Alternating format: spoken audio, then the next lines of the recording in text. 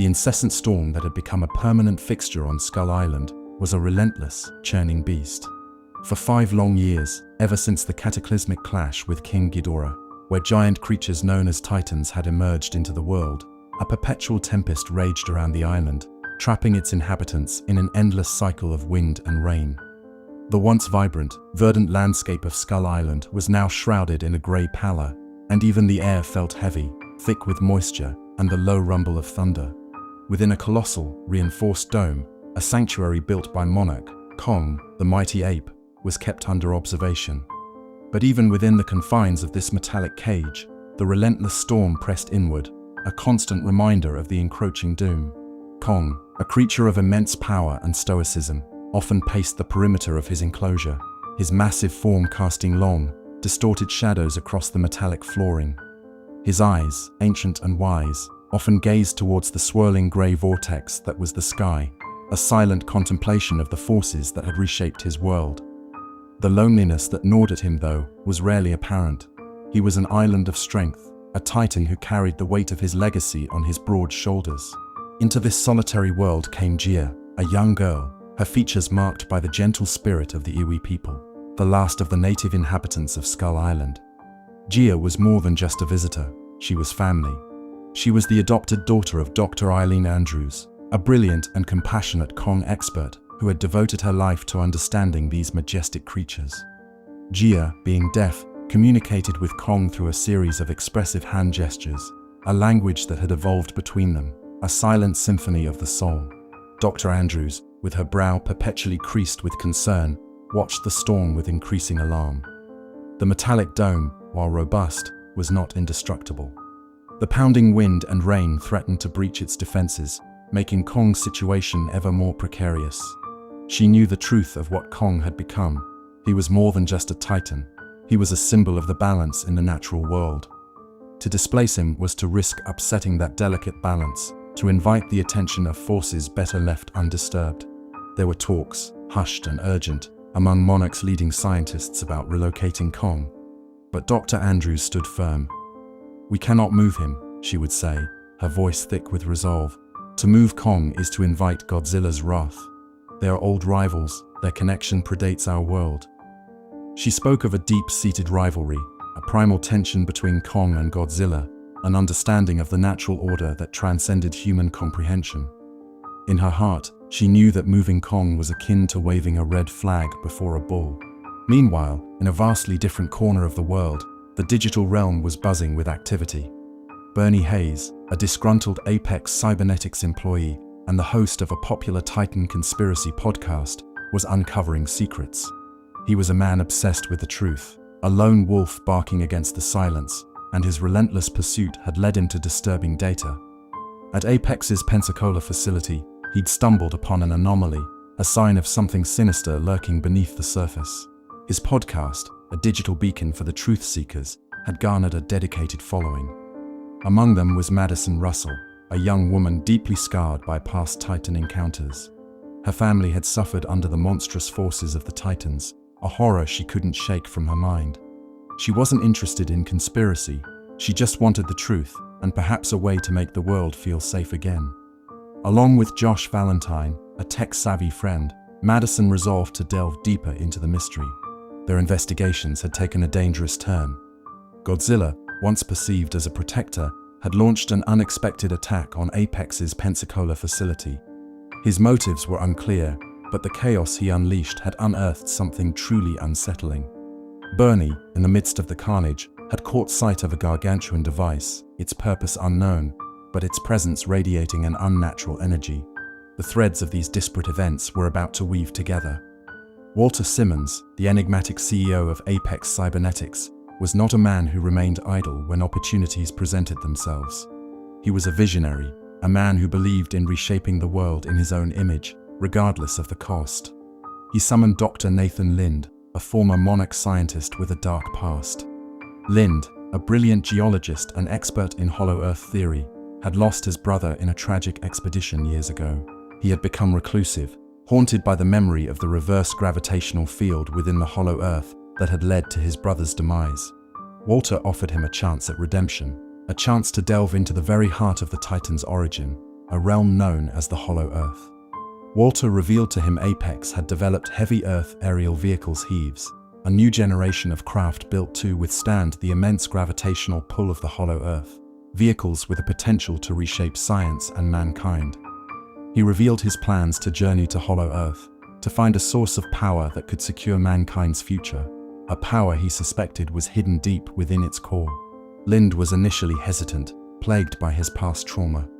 But Walter's unwavering conviction and the promise of understanding the mysteries of the Titans proved to be a lure he couldn't resist.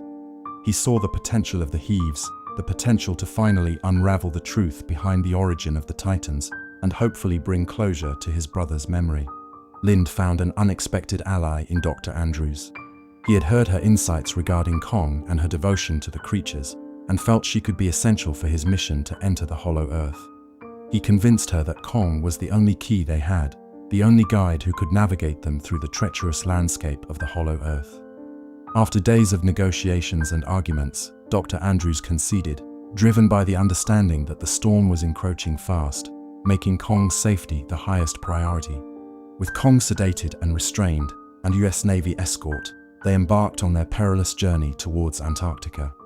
The team was an eclectic mix of brilliance and ambition. Dr. Lind, driven by his past and his hope for the future. Dr. Andrews, resolute in her desire to protect Kong. And Maya Simmons, Walter's ambitious daughter, who was appointed to keep an eye on the mission. The Navy escort was on high alert, aware of the dangers that lurked in the deep. As they approached the Antarctic gateway, the world trembled. The ocean erupted, and Godzilla, the king of the monsters, emerged from the depths, his scales shimmering with radioactive energy. He had tracked Kong's movements, feeling the disturbance in the natural order.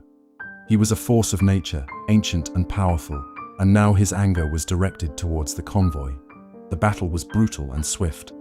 Godzilla, a master of aquatic combat, tore through the naval fleet with ease. Kong, though sedated and restrained, still managed to put up a fight, but it was a losing battle. Godzilla, with his superior size and power, swiftly subdued Kong and left him bruised and battered. Just as the situation became more desperate, the convoy faked a fatal blow, tricking Godzilla into thinking the convoy had been destroyed. He retreated into the depths, his departure as sudden as his arrival. The team, shaken but alive, was left to deal with the aftermath of his wrath. They swiftly airlifted Kong to the Hollow Earth entrance, and with the clock ticking, they followed him down into the unknown. Meanwhile, in the shadowy corners of Hong Kong, Madison, Josh, and Bernie were unraveling a conspiracy that led them to Apex's headquarters. They had discovered the location of Apex's Hong Kong facility, a massive structure hidden beneath the city. They knew that a greater truth was lurking and were determined to get to the bottom of it. Their investigation led them into the belly of the beast. They had snuck into the destroyed Apex facility in Pensacola, where Bernie had found a hidden elevator that led to an underground transport system. This system, like a roller coaster on steroids, hurtled them across the globe into the secret headquarters beneath Hong Kong. It was there that they found it, Mechagodzilla. It was a monster of metal and wires, a mechanical behemoth that was built in the image of the real deal, a tool to control and manipulate, and to conquer. It was a weapon designed to challenge the power of the Titans. They observed the machine, awed and terrified at the sheer scale of the construction. As they looked closer, they came to learn that Mechagodzilla was being controlled by Ren Serizawa, the son of the late Dr. Ishiro Serizawa, via a neural network connected to the severed head of King Ghidorah. It was a horrifying revelation. The remnants of the three-headed dragon were being used to power this mechanical abomination. Walter's sinister plan was clear. He intended to harness the Hollow Earth's energy so that Mechagodzilla would not be bound by earthly constraints, and thus conquer the Titans, thereby bending them to humanity's will. The Hollow Earth was a realm beyond human comprehension. The landscape was a surreal mix of flora and fauna, unlike anything seen on the surface, a vibrant ecosystem teeming with life. It was a world where the laws of physics seemed to bend and twist, a testament to the primordial forces that had shaped the Earth. Here, gravity felt different, the air thrummed with an unknown energy, and the colors were more vibrant than the brightest rainbows. Kong felt at home here. This was his ancestral ground, where the giants before him had roamed. He led the team through the bizarre landscape, the the massive ape walking among the gigantic plants with the ease of one who knew each twist and turn of the forest. They reached a monumental throne room, a testament to his species' ancient glory. Here, the ruins of a war echoed, a conflict that had been fought between Kong's ancestors and Godzilla's kind. The bones of these massive beasts lay scattered across the landscape, a stark reminder of the brutal battles of the past. In the middle of the throne room, the team discovered the ancient power source they were looking for, and alongside it, a remarkable artifact. A battle axe, crafted from the dorsal plates of another Godzilla, its edge glowing with a faint, inner light. This was more than a tool. It was a symbol of Kong's heritage, a weapon that spoke of a time when giants had roamed the earth, a time before humanity had risen to dominate the world. The team, including Maya, eager to make a name for herself, sent the power signature to their Hong Kong base despite Dr. Andrews' protestations. Their discovery triggered a series of events that would change the course of history. It awakened Godzilla, who felt the disturbance in the hollow Earth's energy. Godzilla, enraged, blasted his way through the Earth with his atomic breath, creating a gaping hole that led straight to Hong Kong. He was drawn to the presence of Mechagodzilla, sensing the unnatural intrusion into the natural order. He was an ancient protector, and he had come to restore balance. The team was caught between the two warring titans, with the apex teams crushed by Kong after Maya provoked him. Kong, seeing the team in danger, had lost it. This act also revealed Maya's own ruthlessness and ambition, confirming that she cared more about securing the power source than for the safety of the rest of the team. Kong, Dr. Andrews, Jia, and Dr. Lind ascended to Hong Kong, joining the battle on the surface. The battle that ensued in the heart of Hong Kong was a sight of absolute chaos. Buildings crumbled under the weight of the titans, the ground shook with their every step, and the air crackled with the power of their clashes. Kong, battle-weary but determined, engaged Godzilla in an intense conflict, but Godzilla, fueled by his primal rage, swiftly overpowered Kong, bringing him to the brink of death. Kong collapsed, his heart slowing to a crawl, his life fading fast. Meanwhile, Madison, Bernie, and Josh were apprehended by Apex Security and taken before Walter Simmons. Walter, with his cold, calculated demeanor, ordered the activation of Mechagodzilla, intending to use his machine to subdue the other Titans and establish his dominance in the world. The activation of Mechagodzilla, however, triggered a horrifying twist.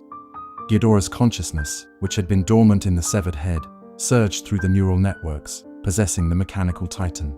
Mechagodzilla was no longer under Apex's control, but had been taken over by Ghidorah's malevolent spirit. Mechagodzilla, now a puppet of Ghidorah, turned on its creators, killing Walter and electrocuting Ren. It then set its sights on Godzilla, overwhelming the king of the monsters with its technological superiority and raw power. Godzilla was at his lowest point. Exhausted from his battle with Kong, he was now fighting a machine possessed by his old nemesis, a foe whose power matched his own. He was being pummeled, left bruised and battered, his spirit slowly fading away. The world seemed to be on the verge of oblivion. The fate of mankind rested on a single unlikely alliance. Dr. Lind, seeing Kong's dying state, took a desperate gamble. He used the heave to revive Kong, detonating the craft against his chest, acting like a defibrillator and restarting his heart. Just as Kong revived, Jia came to his side, and using their shared language of sign language, she pleaded with him, begged him to help Godzilla, and reminded him that they needed to work together to stop the mechanical monster. Kong, moved by Jia's plea, realized the gravity of the situation. He understood that he was not alone in the fight, that only by joining forces with his ancient rival could they overcome this threat.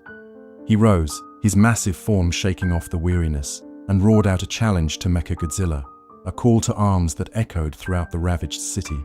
As Mechagodzilla bore down on Godzilla, Madison, in a moment of clarity, yelled at Josh to go to the control center.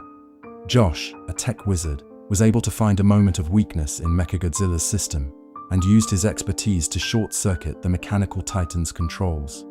He managed to briefly disrupt Mechagodzilla's operations, giving Godzilla and Kong a chance to turn the tide. Godzilla, in a burst of power, charged Kong's axe with his atomic breath. The weapon, once a piece of history, was now a blade of pure energy.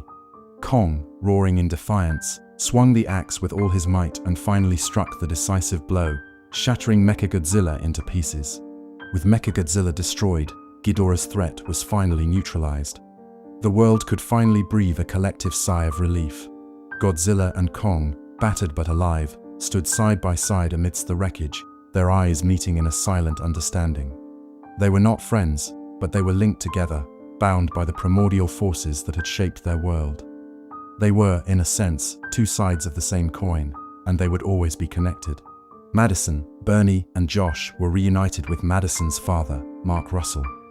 The family, fractured by the events of the past, was now whole again, their bonds reinforced by the shared trauma and the hope for a better future.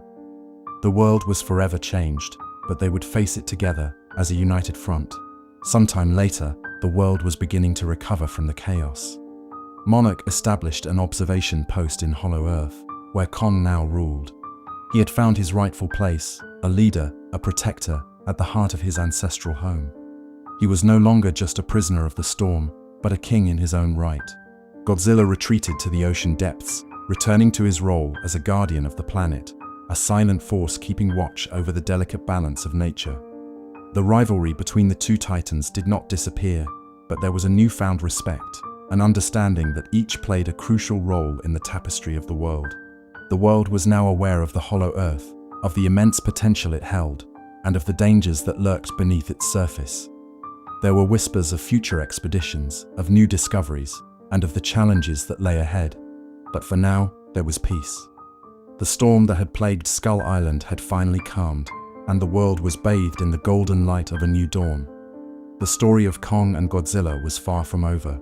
It was just beginning, a new chapter in the long saga of Titans, the world they inhabited, and their place in the grand narrative of existence. The world had seen the destructive power that the Titans possessed, but they also got to witness the importance of these majestic creatures to the delicate balance of the world. The future remained uncertain, but the world had learned a valuable lesson: that humanity was merely a part of a much larger story, and they had a responsibility to respect the planet and the forces that shape it. The story of the Titans had become a legend, a tale whispered from ear to ear, reminding everyone that the world was bigger and more mysterious than they had ever imagined. And as the sun set over the horizon, casting long shadows across the landscape, the world waited, ready for whatever came next.